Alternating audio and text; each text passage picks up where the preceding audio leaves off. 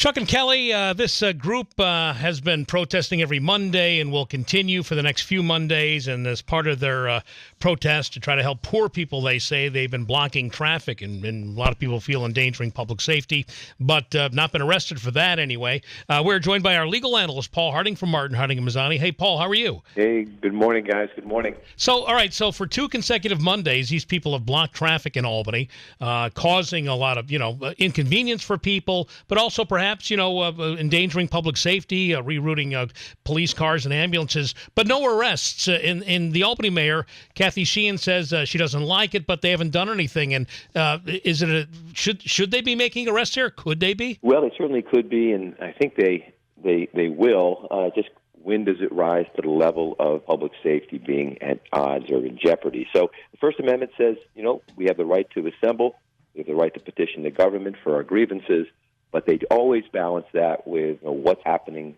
to the public. Is the public being put in a position, blocking doorways, fire exits, blocking traffic, emergency traffic? I suspect that this is a disorderly conduct type charge, and that probably is where it's heading. But where do the rights of people just to get to work and home and get their kids? I mean, when are they trumped by people's right to protest? Yeah, if you talk to the mayor, it's now, or appears to be. And if you kind of, look at the folks who are sort of in this protest, they don't think they've crossed the line. They're just trying to make a statement. So it is a judgment call, and the judgment call is made by the police. And then ultimately the courts review to see if that was in fact the right time to do it. Part of another maybe layer to this is I remember when the Occupy Wall Street people were in Albany and the DA refused to prosecute them even though the cops made arrests. I mean, the DA has some discretion too, right, about whether to pursue stuff. Yeah, so there's the arrest part and then there's the prosecution part. So the police make their decision, then the district attorney moves forward.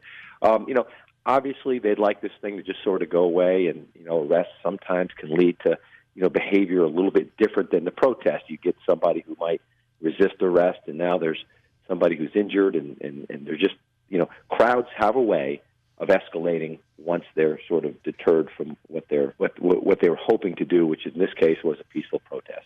Yeah, but even with the Occupy Albany people, they were trying to get arrested because they knew they wouldn't be prosecuted, and they thought it was more effective if they got themselves arrested. So that sent a message. And that's the case here too. I think that you would have far more news coverage, far more ability to have a platform if there were some arrests. So I can't deny that someone in some group in that group, some small fragment of that group is prepared to get arrested. Interesting case in Troy. A guy was arrested, claims he was beaten by police, says there's video of it, but he ended up pleading guilty to the crime that he was charged with, and somehow that precluded him from taking action against the police department for their treatment of him? Well, so right now, so we've got this situation where it appears that he's attempting to have his guilty plea withdrawn. You sit through these pleas and you watch them, and the judge asks in all different sort of ways that you fully understand what you're pleading to. You give him the right to trial. There's no one pressuring you. And you get all these yeses, right?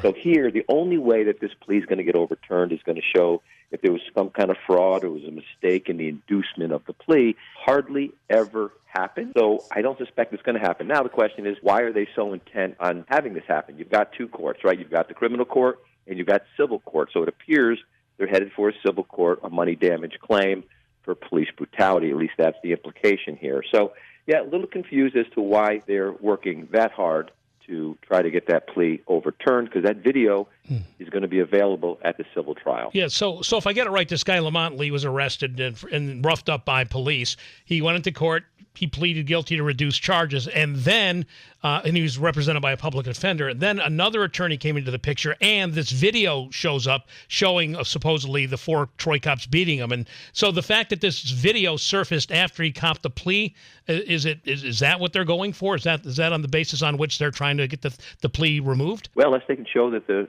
video was being held by the police and this have evidence that they should have had in their possession. No, the fact that something comes about later, that's just the luck of taking the plea. I mean, he pleads to a bunch of charges. He pleads to a misdemeanor. They expect you to get probation. No, I probably the basis, but I don't think enough to overturn the guilty plea. See, what's interesting about this case, though, is that he pleaded guilty to the drug charge. They stopped him on drugs charges and loitering and all that stuff, and he pleaded to those things. But that doesn't mean that he wasn't roughed up in the process. So even if he pleaded guilty to the drug charges, how would that prevent him from following through with the mistreatment allegations? Super confusing. I'm with you on that, Kelly, because the very heart of this doesn't mean one versus the other. So if they do get this overturned, then there's going to be a trial. They can play this video clearly at the trial, but it doesn't negate the fact that he may, at least appears that he had drugs on him. So, yeah, I'm a little confused as to why this is such an important factor in the criminal trial. So you're saying it's unlikely the guilty plea is unlikely to be tossed out, but he might have a civil case based on that video. I sense that that's the positioning here, is to gear up the civil case against the police for brutality. Yeah. WGY legal analyst Paul Harding, Martin Harding, Mazzotti, 1-800-LAW-1010. Paul, thanks.